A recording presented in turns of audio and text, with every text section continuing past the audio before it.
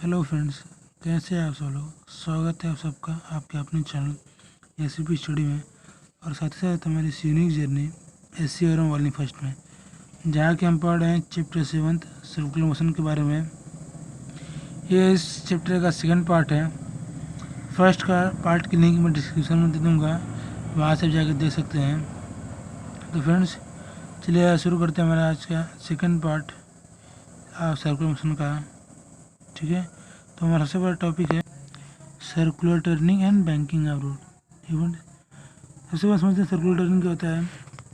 सपोजिए कोई एक कार, कोई बॉडी है, कोई व्हीकल है जो किसी कर्व पे, किसी एक सर्कल पे या फिर किसी एक मोड़ पे मोड़ है। ठीक है, तो जब जो पार्टिकल है किसी सर्कुलर पाथ पे मोशन करेगा, ठीक, सपोज कीजिए कि ये पार्टिकल है, ये एक सर्कुलर पाथ है।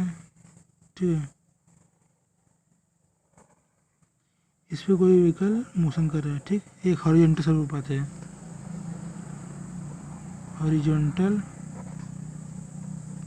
Circular path. ठीक, तो ये बॉडी मोशन कर रहा था, जो बॉडी पे पहला तो वेट इसके नीचे एम जी नीचे लगेगा, frictional force toward the centre लगेगा फेस, और normal contact force vertically upward लगेगा। ठीक, तो इसका हम फ्री बॉडी डायग्राम बनाएं तो कुछ इस तरह बनेगा। ये ऊपर नॉर्मल फोर्स, नीचे वेट एम जी, जबकि इसका मास एम होगा एम जी, और सेंटर की तरफ फ्रिक्शनल फोर्स एफ एस। ठीक, नहीं सब चाहिए let mass of body to M, इसका मास ऑफ बॉडी एम है तो हमको एम जी मिल गया। ठीक, अब जब ये जो रोड हॉरिजॉन्टल है और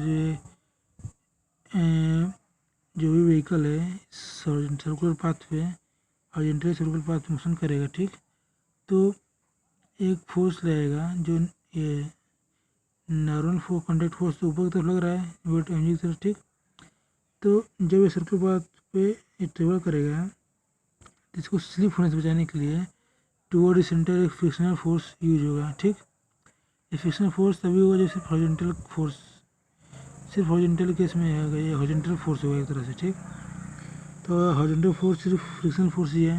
ठीक है, तो फ्रिक्शनल फोर्स जो है वो सेंटर टुवर्ड सेंटर रहेगा ताकि जो व्हीकल है वो स्लिप ना हो। ठीक, और ये फ्रिक्शनल फोर्स सेल्फ एडजस्टेबल होगा, F S is self adjustable. ठीक है, ये फ्रिक्शनल फोर्स सेल्फ एडजस्टेबल होगा। ठीक, तो अगर इसका एक्सेलरेशन ए है और टुवर्ड्स दिस सेंटर, ठीक, मतलब सिर्फ रेडियल एक्सेलरेशन है, इसका एक्सेलरेशन ए इक्वल टू हो जाएगा वी स्क्वायर बाई आर। ठीक, तो ये A equal to F one M को भी इस फॉर्म, ये जो टुवर्ड सेंटर है तो acceleration A equal to F one M, Newton law को फॉलो करेगा तो हमको क्या मिलेगा, एफ एस अपन एम। ठीक, तो हम इसको लिख सकते हैं V square by R equal to F S upon M, तो F S equal to M B square by R. ठीक, M B square by R. ठीक, तो इतना फोर्स हमको चाहिए होगा और किसी भी बॉडी को जब सर्कुलर पाथ मोशन कर रहा है तो उसको स्लिप से बचाना, मतलब स्लिप ना हो, उसके लिए इतना फ्रिक्शनल फोर्स टुवर्ड सेंटर लगना होगा। ठीक, और जो फ्रिक्शनल फोर्स है वो कोफिशिएंट, यहाँ पे जो फ्रिक्शनल फोर्स है एक स्टैटिक फ्रिक्शन है। ठीक, फ्रिक्शनल फोर्स है ये स्टैटिक फ्रिक्शन है, स्टैटिक फ्रिक्शन की वैल्यू म्यूएस पे डिपेंड करेगी, ये कोफिशिएंट है, और एन पे डिपेंड करेगी। ठीक, इट मीन्स कि एफ एस की जानते ही हैं म्यूएस एन। ठीक, तो जो और एन, अगर हम यहाँ से फ्री बॉडी डायग्राम देखें तो एन इक्वल टू एम जी है, तो हो जाएगा म्यूएस एम जी। ठीक है, इट मीन्स कि जो m B square upon r is less than और equal to mu s m g, मतलब m B square by r जो वैल्यू है वो less than equal to mu s m जी है for a safe turn, safe turning के लिए, for a safe turn. ठीक है, अब हाँ तो बात कर ली हॉरिजॉन्टल सर्कुलर पे। ठीक, और वही लेकिन इस फ्रिक्शनल फोर्स ये लिमिटिंग फ्रिक्शनल फोर्स है, अब तो इतना ही होगा। ठीक है, अब हम बात कर रहे थे बैंकिंग ऑफ रोड की, कि रोड अगर बैंकिंग हुआ तो उससे मुझे क्या फ़ायदे होंगे। फ्रेंड्स, अब हम बात कर रहे थे बैंकिंग ऑफ रोड की। ठीक, तो अब हम यहाँ पर सर्कुलर टर्निंग की बात की थी, सर्कुलर पाथ की बात की थी।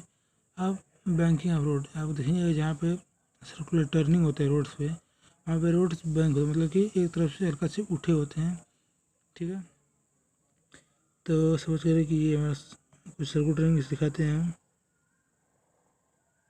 ठीक,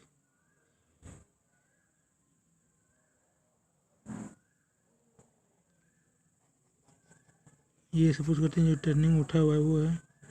ठीक है, फिर ये इनर सर्कल है कुछ इस तरह। ठीक, ठीक है, आप सपोज करते हैं कि कोई व्हीकल स्पीड से इस टर्न पे मोशन करे। ठीक, तो अगर आप देखें तो जो ये बैंक रोड है वो अगर जो बैंक रोड है, ठीक है, इस व्हीकल का सबसे पहले नीचे फोर्स लगेगा, नीचे mg। ठीक, और सपोज करते हैं कि जो बैंक रोड है वो हॉरिजॉन्टल सरफेस है, थीटा एंगल पे है, ये हॉरिजॉन्टल सरफेस हो गया और ये बैंक रोड हो गया, क्योंकि जो एंगल है थीटा है। ठीक, इट मीन्स कि जो नॉर्मल है वो भी थीटा एंगल पे मूव कर जाएगा, नॉर्मल होगा वो भी थीटा एंगल पे डिफरेंट होगा। ठीक, और फ्रिक्शनल फोर्स एक तरफ लग ही रहा है, ये सेंटर हो गया। ठीक है, तो अब हम देखें तो जो फोर्स टुवर्ड्स दी सेंटर है वो नॉर्मल के कंपोनेंट लगेगा, नॉर्मल कॉन्टैक्ट फोर्स के कंपोनेंट जो है वो टुवर्ड सेंटर लगेगा, मतलब कि यन साइन थीटा जो है वो एन थीटा फोर्स का वर्क कर रहा है जो कि टुवर्ड सेंटर है। इट मीन्स कि एन साइन थीटा फोर्स है, ये सेशन है। ठीक, ये फोर्स है जो कि टुवर्ड सेंटर लग रहा है। तो मैंने जब मैंने सर्कुलर पाथ बात की थी तो आप निकाला था कि एफ एस इक्वल टू होगा M B square by R. ठीक, मतलब एफ एस जो था वो फोर्स टुवर्ड सेंटर था ताकि वो बॉडी स्लिप और स्किड ना हो। ठीक, तो यहाँ पर जो नॉन कॉन्टैक्ट फोर्स है वो थीटा एंगल से थीटा एंगल मूव कर दे रहा है साइड में, तो जो टुवर्ड सेंटर होगा वो जो हॉरिजॉन्टल फोर्स होगा टुवर्ड सेंटर वो ये नॉर्मल कॉन्टैक्ट फोर्स का कंपोनेंट होगा। नॉर्मल कॉन्टैक्ट फोर्स कंपोनेंट इधर हो जाएगा एन साइन थीटा, मतलब इसका जो कंपोनेंट होगा इधर वाला वो होगा एन साइन थीटा, और जो ये ऊपर वाला कंपोनेंट होगा वो होगा एन कॉस थीटा। ठीक, तो N sine theta equal to हो जाएगा M B square by R. ठीक, और एन कॉस थीटा हो जाएगा वेट एम जी के, एन कॉस थीटा हो जाएगा एम जी। ठीक, अब दोनों इसमें और डिवाइड करते हैं, डिवाइडिंग बोथ इक्वेशन। ठीक, तो क्या होगा n sine theta upon n cos theta equal to M B square by r whole upon m g, n से cancel, sine theta upon cos equal to tan हो गया। ठीक, इधर एम से m cancel, b square by are g. ठीक, तो जब यहाँ पर थीटा की वैल्यू होगी वो हम टेन थीटा की वैल्यू आ गई B square by are G, मतलब जो स्पीड है वो थीटा पर डिपेंड करेगा, जो व्हीकल की स्पीड होगी थीटा पर डिपेंड करेगा। ठीक, जितने ज़्यादा थीटा होगा उस हिसाब से व्हीकल की स्पीड होगी। ठीक, अगर थीटा जो टेन थीटा की वैल्यू है वो जो वी स्क्वायर आर जी की वैल्यू है वो 10 से ज़्यादा नहीं चाहिए। ठीक, अगर वैल्यू 10 से ज़्यादा हो गई, ठीक है, तो जो मैक्सिमम फ्रिक्शनल फोर्स है वो भी वर्क नहीं कर पाएगा और जो बॉडी जो व्हीकल है वो स्लिप कर जाएगा। ठीक, अगर जो स्पीड व्हीकल है वो 10 थीटा की जो वैल्यू है उससे वो ज़्यादा हो गई, मतलब वी स्क्वायर आर जी जो वैल्यू है उससे वो ज़्यादा हो गई, तो जो मैक्सिमम फ्रिक्शनल फोर्स लगेगा वो भी जो स्लिप है उसको प्रिवेंट नहीं कर, उसको बचा नहीं पाएगा। ठीक, तो हमने बात कर ली बैंकिंग ऑफ रोड की, कि जब रोड बैंक रहेगा तो उसकी स्पीड क्या होगी, सर्कुलर पाथ के बाद सर्कुलर पाथ रहेगा तब उसकी स्पीड क्या होगी, उसे फोर्स कौन सा लगेगा। ठीक है, अब हमारा नेक्स्ट टॉपिक है सेंट्रीफ्यूगल फोर्स। नेक्स्ट टॉपिक है सेंट्रीफ्यूगल फोर्स। ठीक है, तो सेंट्रीफ्यूगल फोर्स समझते हैं हम। तो सेंट्रीफ्यूगल फोर्स समझने के लिए हमको एग्जाम्पल की जरूरत पड़ेगी। एग्जाम्पल क्या है, सपोज करिए कि ये एक बॉक्स है। ठीक, लार्ज बॉक्स नहीं, कैबिन है, एक बड़ा सा कैबिन है। ठीक, जो कि जेड एक्सिस के अलांग मोशन कर रहा है,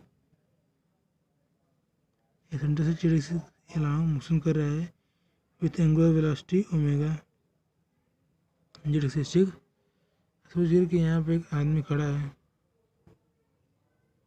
ठीक, और यहाँ पे एक बॉक्स रखा हुआ है इस कॉर्नर पे, जो कि इस एक्सिस से आर डिस्टेंस पे है। ठीक है, अब जो कैबिन रोटेट कर रहा है विथ एंगुलर वेलोसिटी ओमेगा।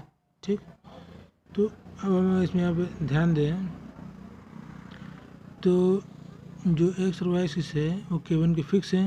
इसका मतलब जो है बॉक्स है उसका अगर इसका मास m है, सपोज इसका मास m है, डिस्टेंस r रखा हुआ है, तो ये रेस्ट में इस फ्लोर पर स्लिप नहीं कर रहा है। ठीक, जो बॉक्स है वो विथ रिस्पेक्ट टू केबिन में रेस्ट में। ठीक, लेकिन अगर हम रिस्पेक्ट टू इसको ग्राउंड देखें तो मोशन कर रहा है। ठीक है, तो हमको दो फ्रेम मिल गए, एक फ्रेम मिल गया विथ रिस्पेक्ट टू केबिन, एक फ्रेम मिल गया विथ रिस्पेक्ट टू ग्राउंड। सबसे पहले हम ग्राउंड की बात करेंगे, फ्रेम ऑफ रेफरेंस ग्राउंड की बात कर लेते हैं। ठीक है, तो अगर हम ग्राउंड की फ्रेम ऑफ रेफरेंस देखें तो जो मास है और इसका हम इसमें ग्राउंड फ्रेम ऑफ रेफरेंस है, इसके लिए हमारा ये है ग्राउंड फ्रेम ऑफ रेफरेंस। ठीक, ग्राउंड फ्रेम ऑफ रेफरेंस का अगर हम फ्री बॉडी डायग्राम बनाएं तो ये बॉक्स हो गया, इस पर ऊपर की तरफ नॉर्मल कॉन्टैक्ट फोर्स n, नीचे की तरफ इसका मास mg। ठीक, और towards the centre frictional force F। ठीक, towards centre frictional force F। ठीक है, तो ये हमारा इस बॉक्स का फ्रेम ऑफ रेफरेंस हो गया, इस बॉक्स का फ्री बॉडी डायग्राम हो गया with respect to ground frame of reference. ठीक, तो अगर हम F की बात करें तो जो F है ये फ्रिक्शनल फोर्स है। ठीक, तो जो कि टूवर्ड द सेंटर है, इसका मैग्नीट्यूड हो जाएगा, मैग्नीट्यूड इसका होगा F इक्वल टू हो जाएगा m ओमेगा स्क्वायर r। आप पूछेंगे कैसे, जो मैंने पहले पढ़ा था कि F equal to m v square by r हुआ। ठीक, एक सर्कुलर पाथ पे एक सर्कुलर ओरिएंटल पाथ है तो उस पर टूवर्ड सेंटर जो फोर्स लगा हुआ M B square by R होगा। ठीक, हम जानते हैं और जानते हैं कि V square by R equal to होता है ओमेगा स्क्वायर आर, तो हमें फोर्स एफ इक्वल टू मिल गया एम ओमेगा स्क्वायर आर। तो ये फोर्स है जो कि टूवर्ड सेंटर लग रहा है। ठीक, और magnitude M square by R हो गया। ठीक है, अब हम बात कर लेते हैं frame of reference with respect to box. Box के रेफरेंस में फ्रेम ऑफ रेफरेंस क्या होगा। ठीक, सेकेंड वाला है frame of reference with respect to box. अगर आप बॉक्स के रेफरेंस में देखें, ठीक है, तो उस पर भी एक नीचे की तरफ फोर्स लग रहा है mg, कॉन्टैक्ट फोर्स लग रहा है n। ठीक, इसी का हमने देखा था ग्राउंड फ्रेम में, यहाँ फ्रिक्शनल फोर्स लगेगा टूवर्ड सेंटर fs। ठीक है, लेकिन यहाँ पे आप देखें तो जो बॉक्स है वो एट रेस्ट है, बॉक्स मोशन नहीं कर रहा है। ठीक, तो अब जो कोई ना कोई एक ऐसा फोर्स लगा होगा जो कि इस फ्रिक्शनल फोर्स को अपोज कर रहा होगा ताकि ये जो बॉक्स है ये मोशन ना करे, तो वो फोर्स होगा टूवर्ड्स इसके अपोजिशन में लगेगा। ठीक है, अब वो फोर्स जो कि फ्रिक्शनल फोर्स को अपोज करा ताकि जो बॉक्स है वो रिबन से रेस्ट रहे। ठीक, वो फोर्स जिसके कारण जो ये फ्रिक्शनल फोर्स है, जो फोर्स के कारण जो बॉक्स है वो स्लिप नहीं कर रहा है फ्रिक्शनल फोर्स अप्लाई होने के बावजूद, उसी को हम कहते हैं सेंट्रीफ्यूगल फोर्स। और सेंट्रीफ्यूगल फोर्स वैल्यू जो होगी एफ एस इक्वल होगी, मतलब जो ए वैल्यू होगी एम होगा स्क्वायर आर होगी, क्योंकि जब दोनों वैल्यू सेम होगी तभी जाके बॉक्स जो होगा रिमेन रेस्ट होगा। ठीक, तो सेंट्रीफ्यूगल फोर्स को हमको डिफिनेशन मिल गया। सेंट्रीफ्यूगल फोर्स मतलब कि मैंने यहाँ पे स्यूडो फोर्स लगाया। सेंट्रीफ्यूगल फोर्स जो है वो स्यूडो फोर्स है। हमने जो ये बॉक्स, जब हम बॉक्स के फ्रेम ऑफ रेफरेंस देख रहे हैं तो बॉक्स का frame of reference non universal है। ठीक, non universal frame of reference में बॉक्स को रेट में रखने के लिए फ्रिक्शनल के अपोजिट रेडियली आउटवर्ड एक और फोर्स लगाना पड़ेगा जो स्यूडो फोर्स है। और स्यूडो फोर्स की वैल्यू है एम होगा स्क्वायर आर है। ठीक, तो जो इस प्रकार का स्यूडो फोर्स है उनको हम कहते हैं सेंट्रीफ्यूगल फोर्सेस। ये जो फोर्स है ये सेंट्रीफ्यूगल फोर्स है। तो अब अगर हम सेंट्रीफ्यूगल फोर्स की डिफिनेशन बात करें तो हम लिख सकते हैं टू मेक रिजल्टेंट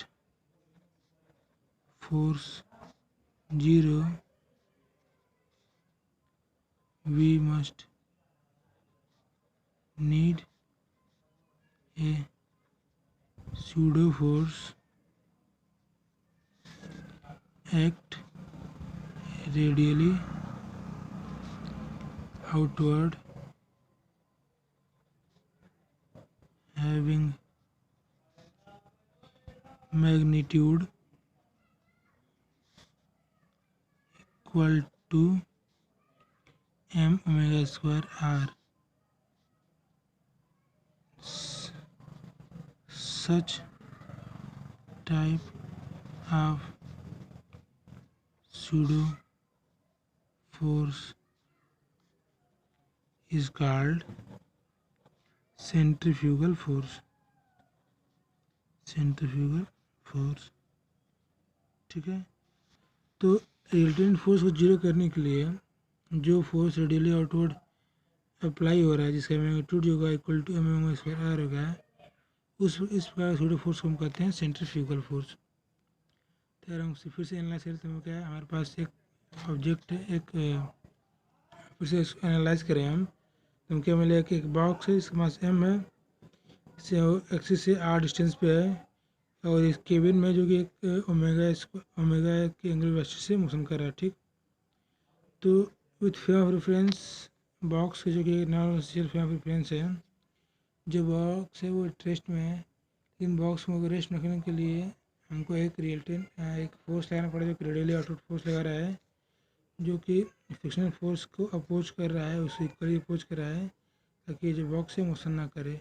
उस फोर्स को मैग्नीट्यूड जो एम होगा स्क्वायर आर है, और उस फोर्स को हम कहते हैं सेंट्रीफ्यूगल फोर्स। अब एक आपको सेंट्रीफ्यूगल फोर्स बताऊँ, ये बिगिनर्स में एक कॉमन से मिसकंसेप्शन होता है। एक मिसकंसेप्शन है, ठीक है, कि जो सेंट्रीफ्यूगल फोर्स है वो पार्टिकल पे एक्ट होता है, क्योंकि जो पार्टिकल है वो सर्कल के बाहर जा रहा है। मतलब कि मिसकंसेप्शन है कि सेंट्रीफ्यूगल फोर्स जो है वो पार्टिकल पे इसलिए एक्ट हो रहा है ताकि वो पार्टिकल को सर्कल से बाहर रह जाए, लेकिन ऐसा है नहीं। सेंट्रीफ्यूगल फोर्स जो है वो एक्चुअली एक स्यूडो फोर्स है जो कि फ्रिक्शनल फोर्स को अपोज करने के लिए एक्ट हो रहा है ताकि जो बॉडी है वो रिमेन रेस्ट है उस फ्रेम ऑफ रेफरेंस में जो कि रोटेटिंग भी है और नॉन इनर्शियल भी है।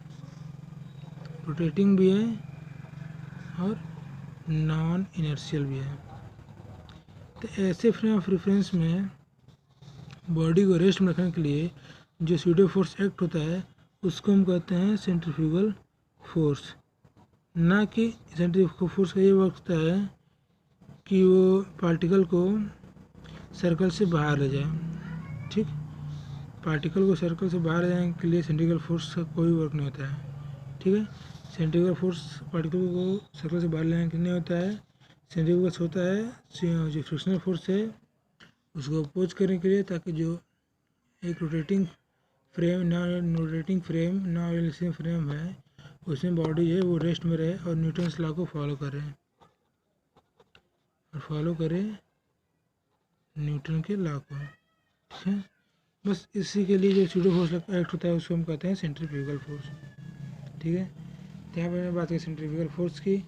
अब इस चैप्टर का लास्ट टॉपिक पढ़ेंगे हम, effect of earth rotation on apparent wait. तो हमारा लास्ट टॉपिक है effect of earth rotation on apparent weight. ठीक है, जैसे की बात इसमें है कि rotation of earth on apparent wait मतलब कि अर्थ के रोटेशन का किसी भी बॉडी के वेट पे क्या इफेक्ट पड़ता है। ठीक, ऐसे बात हम सपोज कर ये हमारा अर्थ हो गया, ये हमारा अर्थ हुआ। ठीक, इसका सेंटर अर्थ का ओ, इसका रेडियस है आर। ठीक, तो इस और ये हमारे पोल्स हैं, ये हो गया नॉर्थ पोल, ये हो गया साउथ पोल। ठीक, अब सपोज करिए कि जो अर्थ है वो अपरेंट स्पीड ओमेगा से मोशन कर रहा है। ठीक, जो कि 24 घंटे में एक राउंड कंप्लीट कर रहा है। ठीक है, तो जो पार्टिकल होगा एट द इक्वेटर, जो पार्टिकल होगा जो किसी इक्वेटर पे होगा उसका रेडियस सर्कल, वो भी एक सर्कल में रोटेट करेगा। ठीक है, तो पार्टिकल का जो सर्कल इक्वेटर पे होगा उसका रेडियस सर्कल और अर्थ का रेडियस दोनों इक्वल होगा, और बाकी सारे प्लेसेस पे पार्टिकल्स का जो रेडियस है वो रेडियस ऑफ अर्थ से छोटा होगा। तो हम एक प्लेस पी कंसीडर करते हैं, ये मैंने कंसीडर किया एक प्लेस पी। ठीक है, जो कि यहाँ से डिस्टेंस ओपी पे है और एक्सिस से थीटा एंगल पे है। ठीक, तो जो पार्टिकल पी है जैसे जैसे अर्थ रोटेट करेगा वो भी एक सर्कल फॉर्म में रोटेट करेगा। ठीक है,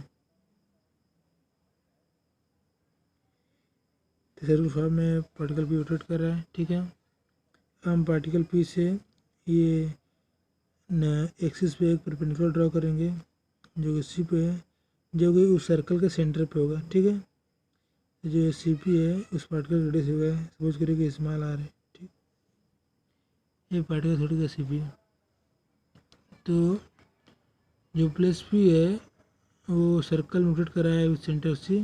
ठीक, उस रेडियस उसका जो सर्कल रेडियस है सी पी, जो angle between axis S N और रेडियस ओ पी है थ्रू पी वो है थीटा, और इस एंगल को हम कहते हैं को एल्टीट्यूड ऑफ प्लेस पी।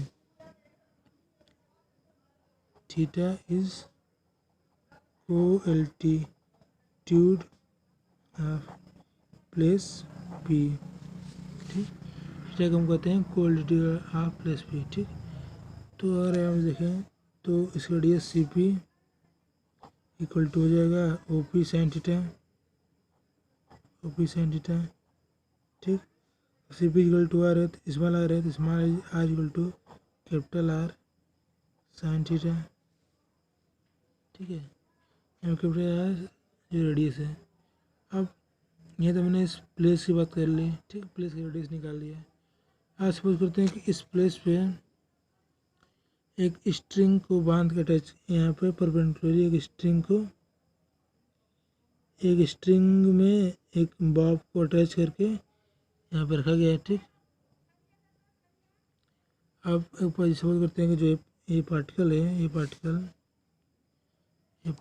जो है, पार्टिकल का जो मास है वो m है। ठीक है, पार्टिकल बस m है, जो कि एल्टीट्यूड है वो थीटा ही है। तो अगर जो ये बॉडी है अगर ये मोशन करेगी, ठीक, तो इस पर एक सूडो फोर्स, इस प्लेस पे एक सूडो फोर्स रेडियली आउटवर्ड लगेगा। ठीक, लेकिन अगर रिमेट रेस्ट है तो इसमें कोई सूडो फोर्स नहीं लग रहा है। ठीक, तो इस कंडीशन में ये पार्टिकल है ये मोशन कर रही है, मतलब मोशन कर रही है जहाँ सूडो फोर्स रेडियली आउटवर्ड इधर तरफ लगेगा, एम ओमेगा स्क्वायर आर, ठीक है। एम ओमेगा स्क्वायर आर, यहाँ पे स्मॉल आर होगा, ठीक। तो अगर हम बात करें कि अर्थ फ्रेम रेफरेंस से अगर पार्टिकल इक्विलिब्रियम में है, अर्थ के फ्रेम रेफरेंस से अगर ये पार्टिकल जो है ये यहाँ पार्टिकल इक्विलिब्रियम में है, यहाँ पे जो फोर्सेस लग रहे हैं उसकी बात कर रहे हैं, तो ये सबसे पहले लग रहा है ए ग्रेविटेशनल फोर्स लग रहा है, gravitational force M G towards centre of earth, ठीक। दूसरा लग रहा है उस पार्टिकल पे सेंट्रीफ्यूगल फोर्स लग रहा है, बाहर की तरफ centrifugal force M omega square towards C P से ये सी पी की तरफ सेंट्रीफ्यूगल फोर्स लग रहा है, एम ओमेगा स्क्वायर है, ठीक। और थर्ड फोर्स लग रहा है सी टेंशन टी इन दी स्ट्रिंग, ठीक। तो अगर हम जो पार्टिकल इक्विलिब्रियम में है, पार्टिकल इक्विलिब्रियम मतलब कि जो तीनों फोर्सेस हैं इन सबका सम जीरो होगा फॉर इक्विलिब्रियम, जो रिजल्टेंट फोर्स है मतलब तीनों का सम होगा, रिजल्टेंट फोर्स इक्वल टू होगा जीरो के, ठीक। तो अगर हम ग्रेविटेशनल फोर्स सेंट्रीफ्यूगल फोर्स से मैग्नीट्यूड निकालें तो magnitude of centrifugal and gravitational force हो जाएगा, magnitude of centrifugal and gravitational हो जाएगा। सेंट्रीफ्यूगल फोर्स भी क्या थी एम जी, तो A square plus B square क्या है M omega square R whole square plus 2ab 2mg M omega square are, ठीक। कॉस थीटा अगर तो हमें अगर देखें आप, तो अगर आप देखें तो ये एम जी यहाँ पर लग रहा है, एम जी इधर, ठीक। ये थीटा है, अगर इस एक्सिस पर परपेंडिकुलर यहाँ पे हम ड्रा करें, एक्सिस ड्रा कर रहे हैं, तो जो इन दोनों के बीच एंगल होगा 90 प्लस ये एंगल थीटा, ठीक। यहाँ हो जाएगा cos 90 प्लस थीटा, ठीक। तो इसे हम सॉल्व करते हैं तो वह root over M square G square plus M square omega power 4 are square plus 2 M square omega square ji R cos 90 plus theta. यहाँ हम सब में से हम अगर एम स्क्वायर कॉमन ले लें तो हमको बाहर एम मिल जाएगा, तो हमको फिर मिलता है एम रूट ओवर जी स्क्वायर प्लस यहाँ पे और यहाँ g square omega 4 r equal to, हमारे पास इक्वेशन था ये r equal to capital R centre, equation first मान लेते हैं, ठीक। तो r equal to capital R centre आता है तो यहाँ हो जाएगा r square sine square theta plus 2 omega square जी r sine theta cos 90 plus theta, ठीक। तो अगर आप फिगर में देखें तो जो एंगल है वो थर्ड क्वाड्रेंट में, थर्ड क्वाड्रेंट से फोर्थ क्वाड्रेंट लिया गया, ठीक।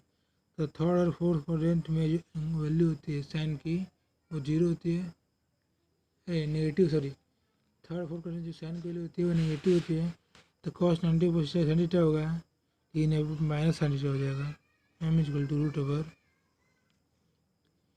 जी square omega power 4 are square sine square theta plus 2 omega square ji R minus are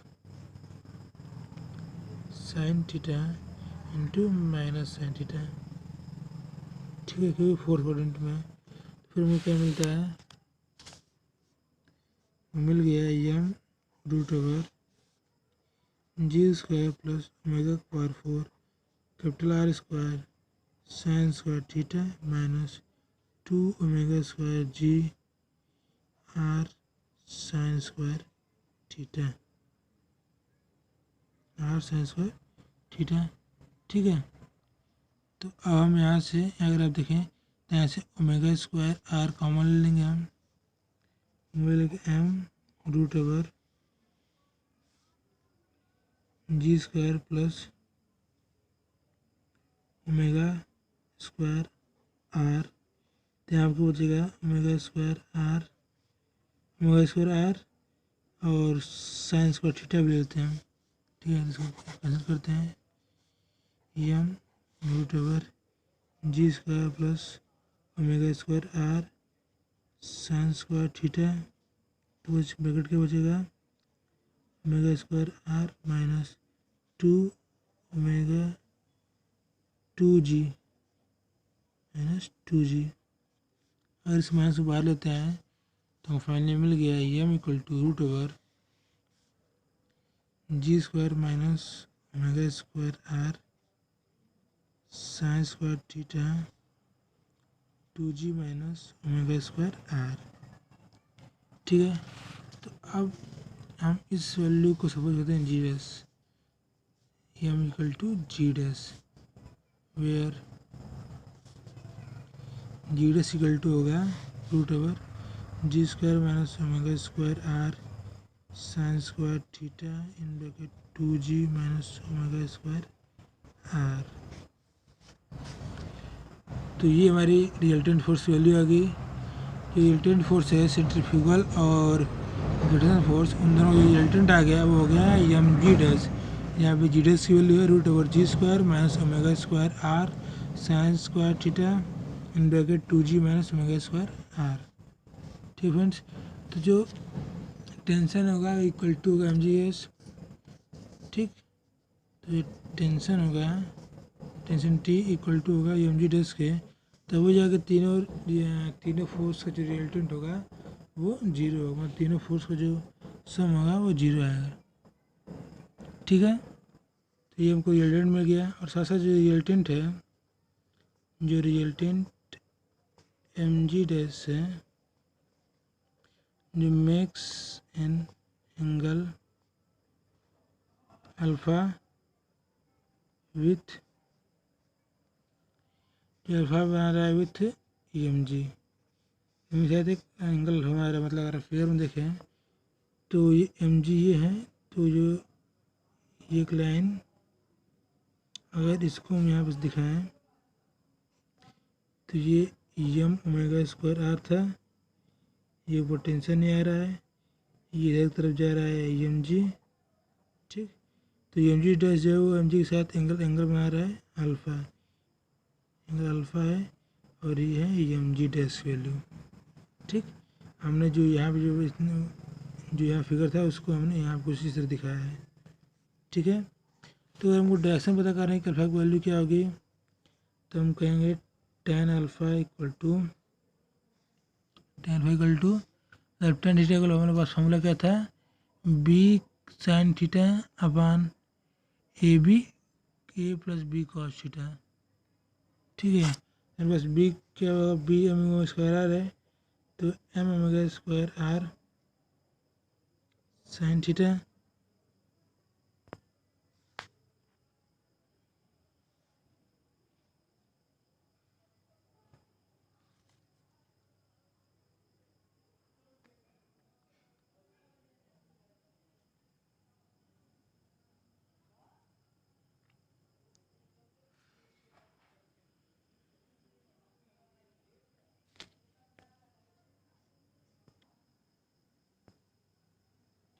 तो मेरे पास मिल गया tan alpha equal to m omega square are sine 90 plus theta m g plus m omega square r cos 90 plus theta, ठीक। Sine 90 plus theta equal to होता है sine theta cos theta, तो m omega square are sine theta cos theta हो गया, और नीचे m g और cos 90 plus theta equal to होता है minus sine theta, minus M omega square are sine theta.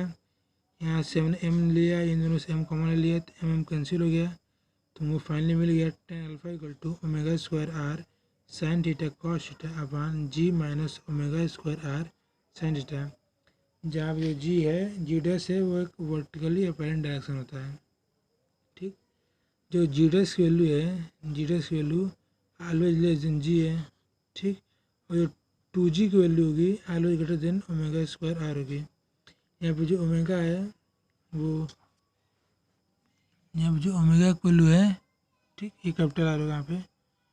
Omega apparent angular velocity होगी of earth और are radius of earth. ठीक, 2g की जो वैल्यू होगी ओमेगा स्क्वायर आर से हमेशा बड़ी होगी।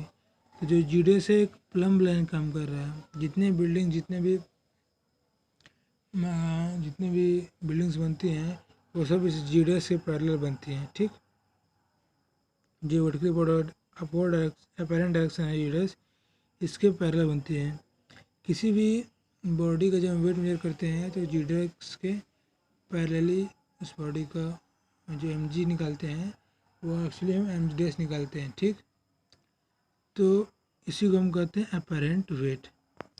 तो जो जी डैश है ये एक अपेरेंट लाइन है। ठीक, तो अपेरेंट लाइन है तो सीखा जो टेंशन हमको मिला है T equal to E M G dash मिला है। ठीक, ये टूलियों को मिलना चाहिए था T equal to M G, लेकिन हमको असल मिला है M G dash. It means कि ये जो ये एम जी डैश है इसी को हम कहेंगे अपेरेंट वेट। मतलब कि एक्चुअल वेट नहीं होगा, हमको किसी बॉडी का एक्चुअल वेट नहीं मिलता है, अपेरेंट वेट मिलता है। ठीक, लेकिन अगर जो बॉडी है वो किसी पोल्स पे नॉर्थ या साउथ पोल पे है, मतलब 8 पोल्स पे थीटा की वैल्यू 0 होती है। ठीक, तो वहाँ पे G dash equal to G होता है। तो यहाँ पे हमको T equal to M G मिलता है, मतलब कि हमको वहाँ पे ट्रू वेट मिलता है, ट्रू वेट हमको मिलता है। ठीक है, अगर वही थीटा इक्वल टू 90 डिग्री है, मतलब एट इक्वेटर। ठीक, तो यहाँ पर जो जी डैश वैल्यू होगी, जी डैश इक्वल टू हमारे पास क्या है, जी डैश इक्वल टू हमको पास क्या है, root over ji square minus omega square capital R sine square theta in bracket 2g minus omega square are. ठीक, होल अंडर रूट में होगा। ठीक, तो यहाँ पे साइन थीटा की वैल्यू 90 डिग्री है। ठीक है, तो इसको हम अगर सॉल्व करें तो हमको मिलेगा क्या, इसको हम सॉल्व करते हैं तो साइन 90 में 0 हो जाएगा, तो g square minus omega square r 2g minus omega square are. ठीक, साइन 90 की वैल्यू 0 हो जाएगी तो हमको मिलेगा g dash equal to root over ji square minus omega square r 2g minus plus omega square 4 are square. ठीक है, तो जी डैश इक्वल हो जाएगा, इसको हम लिख सकते हैं g minus omega square r का होल स्क्वायर। ठीक, तो हमको मिलेगा g dash equal to g minus omega square r capital R, और दोनों साइड हम एम से मल्टीप्लाई करते हैं तो हमको मिल गया apparent weight M G dash equal to M G minus C M omega square R. मतलब 8 इक्वेटर पर जो हमारा अपेरेंट वेट होगा वो actual weight M G minus pseudo force omega square R equal होगा। ठीक, क्योंकि जो इक्वेटर पे, अगर हम इक्वेटर पे पार्टिकल फ्री बॉडी डायग्राम बनाएं, ठीक, तो एम जी टू सेंटर इधर की तरफ होगा, pseudo force M omega square इधर की तरफ होगा, और टेंशन टी ये कुछ ऊपर की तरफ होगा। ठीक, मतलब M G equal to omega square are है, जो हमको अपेरेंट वेट निकालना हो गया तो अपेरेंट वेट भी इधर इसी डायरेक्शन होगा, जी डैश की तरफ में, कुछ इस थोड़ा एंगल अल्फा के साथ इधर होगा एम जी डैश। ठीक, तो जो एम जी डैश वैल्यू होगी M G minus M omega square R की वैल्यू इक्वल हो जाएगी।